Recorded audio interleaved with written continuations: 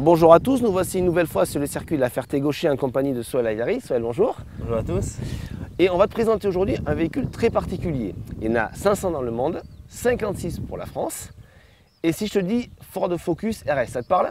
Alors oui, bien sûr, ça me parle déjà à cause du rallye. Ces voitures qui ont déjà beaucoup gagné en rallye, qui ont beaucoup brillé. Et puis la première RS, je l'avais déjà essayée. C'est une voiture qui déjà transmettait beaucoup de sensations très sympas à conduire et au volant de laquelle j'ai pris beaucoup de plaisir. Donc comme tu le sais, il y a une deuxième génération qui était Ford de 305 chevaux. Mais aujourd'hui, on va te présenter quelque chose d'encore plus fort. C'est la Ford Focus RS 500 qui est juste à côté de nous. Et pour te juste une idée, c'est 350 chevaux. C'est la compacte sportive la plus puissante.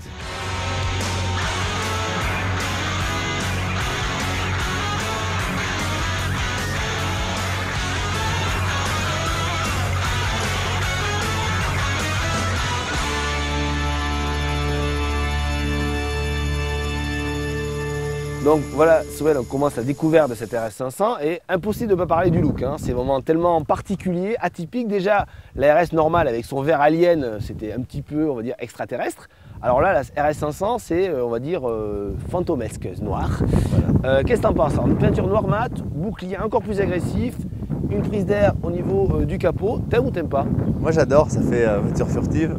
Et j'aime bien le look et je trouve que ça donne un côté bestial. Je suis allé faire quelques tours tout à l'heure et bestial, c'est un peu ce qui peut en ressortir, on va dire. C'est une voiture avec du caractère, donc le noir mat comme ça, j'aime bien. Moi.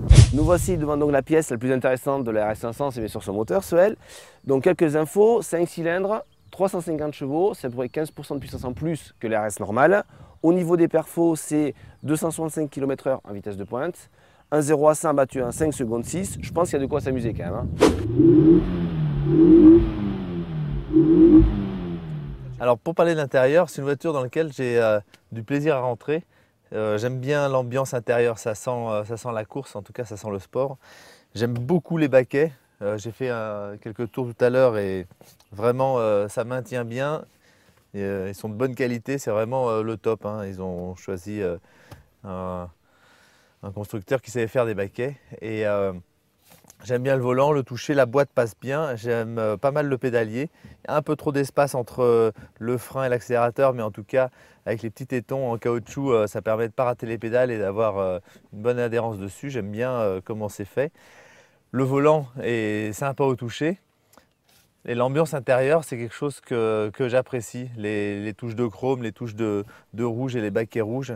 C'est quelque chose que je trouve qui se marie bien avec l'ambiance noire mat, un peu rock à l'extérieur de la voiture. Voilà à bord de l'RS 500. Donc on va voir un peu ce qu'elle a dans le ventre, comment elle marche, comment elle tient par terre. Et si on arrive sur une traction, ce qui paraît incroyable sur le papier, si on arrive à passer 350 chevaux au bitume. Et aussi dès qu'on touche l'accélérateur, ça patine de partout. Alors on va voir si les ingénieurs de Ford ont bien bossé. Après 4005, le moteur il change de sonorité. Et ça envoie même après 5000. Ça envoie vraiment du lourd. Donc ce qui est génial, là je rentre en deux en haut, c'est plein. Un bon train avant. Hein. Donc c'est super sain en rentrant dans les virages. Presque on aimerait que ça vienne un peu plus pour que ce soit un peu plus fun. Les freins, pour l'instant c'est bien. J'ai un peu raté le point de corde là, mais ça freine bien. Alors, pour répondre à ma question tout à l'heure, l'autobloc ça marche pas trop bien. Alors, on m'avait dit que c'était que les mecs avaient bien bossé et honnêtement, je pensais pas que 350 chevaux, ça pouvait passer comme ça par terre. Ouais, bien sûr, sur les rapports courts, on arrive à décaler le train avant sur les gaz. Hein. En entrée de virage rapide sur les freins, on arrive à la faire venir. C'est bien. Hein. En comportement, il y a le seul petit reproche, c'est en entrée de virage serré, on aimerait un train avant un peu plus mordant. En entrée de rapide, elle est franchement bien équilibré. Donc je demande beaucoup. Hein. Mais la puissance passe par terre, ce qui est pour une traction de 350 chevaux, ce qui paraît incroyable. Mais ils sont arrivés, les freins, c'est bien.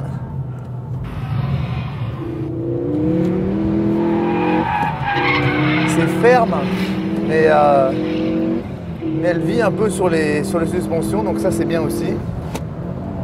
On va voir. Je rentre bien profond sur les freins, la voiture tient.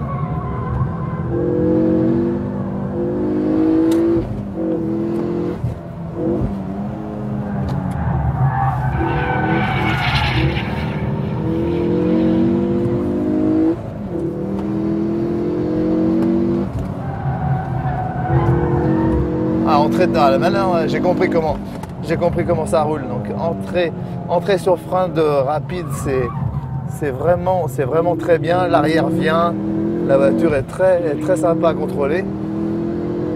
Et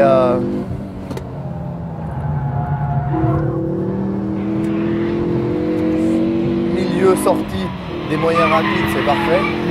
Après, le seul petit défaut, on va le voir ici. Entrée de serrée, donc on rentre sur les freins. Là, on aimerait que l'arrière engage un peu plus. Mais là, il en manque un tout petit peu dans les serrés en entrée. En sortie, la puissance passe par terre. Et franchement, le train avant, c'est quand même très bien fait. Donc bravo. En comportement, je mettrais, pour une traction, je mettrais 8 sur 10. Donc c'est quand même du beau boulot. Hein.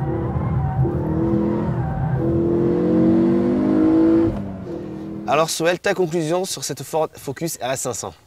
Alors moi j'ai passé une journée extraordinaire, j'ai essayé un joujou extraordinaire et c'est pour moi la voiture la plus, pas la voiture mais la traction la plus rapide avec laquelle j'ai jamais roulé.